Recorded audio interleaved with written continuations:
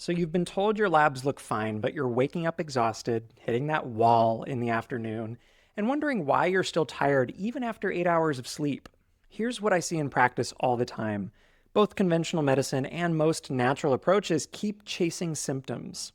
One says it's all in your head or to just power through, the other says take the supplement for that.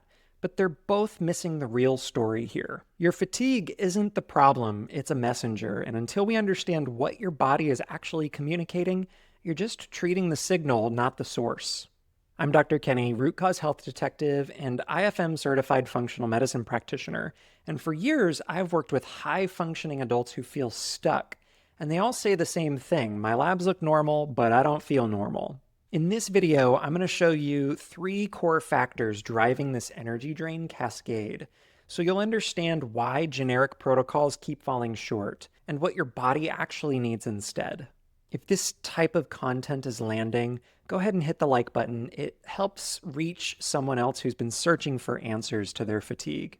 Now, before we jump in, let me be clear about what we're not doing. I'm not going to be blaming your adrenals. We're not going to be telling you that you're burned out and you need to quit your job. And we're not going to be stacking 15 supplements and hoping that something sticks. What we're going to be doing is mapping 3 systems, 3 levers that you can pull that actually drive your energy creation, your stress rhythms, your metabolic timing, and how your body recovers. One of the first things we turn focus to is your body's master control system, the part that decides when you're alert and when you're rest. A starting point for when you feel exhausted is looking toward your body's master control system, the part that decides when you feel alert or when you feel rested. And sometimes it needs a tune-up or a resynchronization. Once you understand how this system works, the fixes become a lot simpler, working with your function or with your physiology. This master control center is your HPA axis. So let's break it down. HPA stands for hypothalamus, pituitary, and adrenal glands. The first 2 live in the brain. The adrenals live on top of your kidneys. And these 3 sit in constant communication loops for your brain and your body's responses to almost everything. Think of it like your thermostat in your house that's constantly receiving feedback. It reads the room temperature and it tells your heating or AC to turn on or off. Like the thermostat, your HPA axis reads your stress levels, your sleep quality, your light exposure, and it tells your system how much cortisol and other hormones to make. Cortisol is often described as the stress hormone, but it isn't as simple as that. It's not an enemy. You need cortisol. It wakes you up in the morning, it helps you focus, it mobilizes energy when you need it, and helps with heart rate regulation and similar things. The problem happens when the signals are discoordinated or dysregulated, when the rhythm flattens or when the timing is off. Normally, cortisol rises steeply in the early morning. This is what gets you out of bed, and then it dips all the way the rest of the day until the evening, which allows you to prepare for sleep. That rhythm, that rise and fall, is everything. When you have peaks or valleys throughout the day at different times, it can reveal a lot about what's going on with your stress chemistry. The first thing that can be revealed is a circadian rhythm mismatch. Late nights, screen time in the evening, shift work, inconsistent wake times as well. All of these confuse your body's internal clock and thus the hormonal systems and signals that your HPA axis controls. When that happens, your hormones and other stress chemicals are working against you. You may feel tired during the day but wired at night. Or you're not that morning person, and so you rely on coffee to get your day started. The second thing that can be revealed with this stress chemistry are blood sugar swings. When your stress system spikes, your blood sugar also follows because cortisol actually affects blood sugar regulation. It complements insulin's functions. Cortisol is designed to mobilize your fuel, and that includes sugar. So picture this situation. You skip breakfast, you rely on coffee for fuel, and you start your day with something sugary. You're sending your cortisol levels higher and higher. Your body thinks it needs to fight, but it doesn't. You may not perceive it as stress, but your HPA axis certainly does. This can look like fatigue for some people or anxiety for others. And the third thing that can be revealed is around caffeine. About 90% of Americans drink caffeine on a regular basis, and it blocks a very important molecule that signals that it's time to rest. So if you have caffeine in the afternoon or in the evening, you're often delaying that signal for sleep. Studies show that caffeine taken even 6 hours before bed can disrupt your sleep cycle. You may be able to fall asleep, but it gets disrupted or chopped up into bits and pieces, and oftentimes don't feel well rested in the mornings. We can actually measure this response and this resilience of the HPA axis by looking at the relative pattern. We should expect to see that peak first thing in the mornings, but if it goes too high or too low, this can be a sign that the HPA axis is dysregulated. Research also looks at the relationship between what's called the cortisol awakening response, or that initial peak that gets us out of bed. If that spike is either blunted or too high, this is a signal that there's some dysregulation likely in the HPA axis. And when that doesn't happen appropriately, people report more fatigue, more anxiety, and more difficulty with focus and brain fog throughout the day.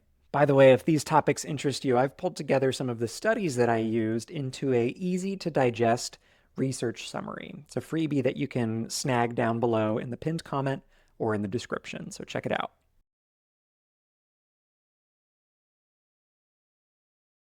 Now, here's what works, kind of a rhythm reset in 3 steps. Step 1 is to anchor your wake time. Try focusing on waking up at the same time every single day, even on weekends, because your body learns through repetition, especially when it comes to your nervous system and your hormonal regulation systems. I know it goes against our culture in some ways that we always have to catch up on sleep, but this is where some profound work and boundaries can come in. To anchor that wake scheduling, it's important to get natural, direct sunlight within the first hour of waking, not through a window, but walking outside. Even on a cloudy day, getting that direct sunlight, the orange and blue waves in particular, help to really establish a proper HPA axis rhythm. Step 2 is pretty simple. It's to eat protein at breakfast. I grew up in the sugary cereal age, and that definitely primed my nervous system a particular way. Starting your day with 20 to 30 grams of protein as your first meal, not a smoothie without protein and fruit only, or skipping breakfast altogether, because protein helps to stabilize your blood sugar. It lowers the cortisol load of your system first thing in the morning and really sets the stage for the safety cues to regulate that HPA axis. This single change I've seen transform some of my patients' afternoon crash. And step 3 is to focus on light at nighttime. 90 minutes before bed, dim the lights, or use something like smart bulbs to change the light to a softer red light or similar. The fluorescence that we live under and artificial light is one of the worst cues when it comes to safety and regulating the HPA axis. As your cortisol is lowering in the evening, this is also what helps melatonin to rise, and that is, of course, our sleep hormone. Melatonin supplements have become very popular, but their long-term effects are showing that you shouldn't be on very high dosages for very long. So shut down the screens, read a book, pick up an art project.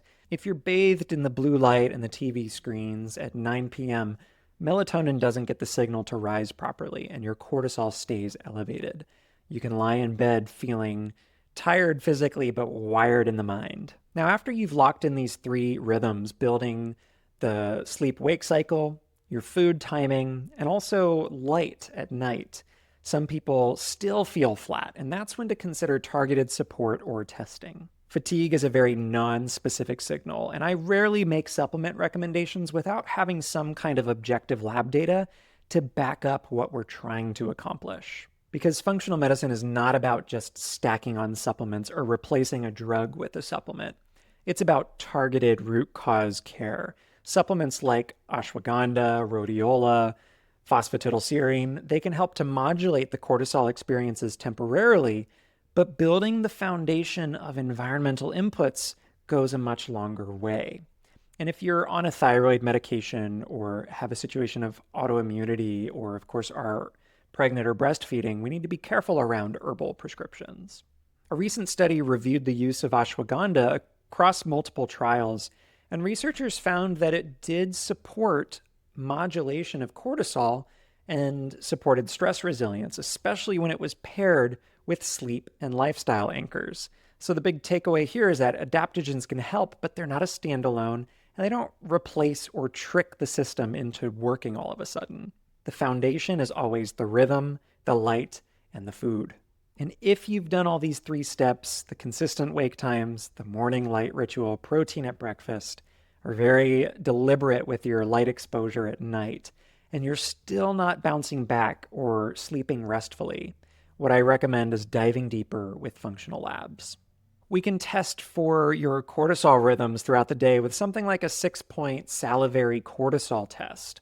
Or we can gain insight into your microbiome that may be driving the fatigue. And similarly, organic acids can give us direct insight into your mitochondria or your little cellular engines that create your energy from the inside out. Because these help to reveal if there's other root causes aside from just the rhythm, light, and food that might be driving fatigue and low energy. These tests aren't mandatory, but they are powerful for giving strategic insight to help you get from point A to point B faster. Here's a few questions that come up commonly when it comes to HPA axis regulation. One is, but I work a night shift, I can't really control my sleep-wake cycle. And in my experience, it's very difficult to work against our natural chemistry and programming. But we can still use some of these same tools, anchoring meal timing, protein timing, and using even artificial light in ways to help simulate a healthy HPA axis. It's still not ideal, but it is workable. Next is I've tried all of this, but I still feel tired. That's a signal oftentimes for me to test. We can look at any number of root causes: iron deficiency, poor thyroid function, sleep apnea. There's a lot of hidden reasons that fatigue can manifest because it's such a non-specific symptom. And third, always one of my favorites, is are we there yet, or how long until I see a difference? And my answer is this: if your primary root cause is HPA axis dysfunction, and you're focusing on sleep, food, and light, most people see some differences oftentimes within the first 7 to 10 days. It's a pretty quick thing once you get your rhythms restored.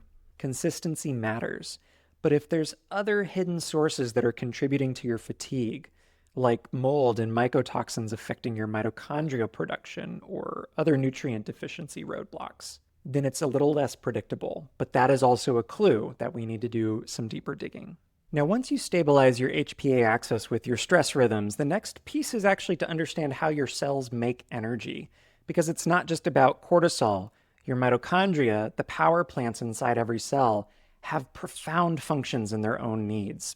So check out this next video on how to rebuild and support your mitochondrial energy systems, because once we fix the rhythms, we want to make sure that your engines are optimized as well. I'm Dr. Kenny, Root Cause Health Detective. Thank you for watching, and I'll see you in the next video.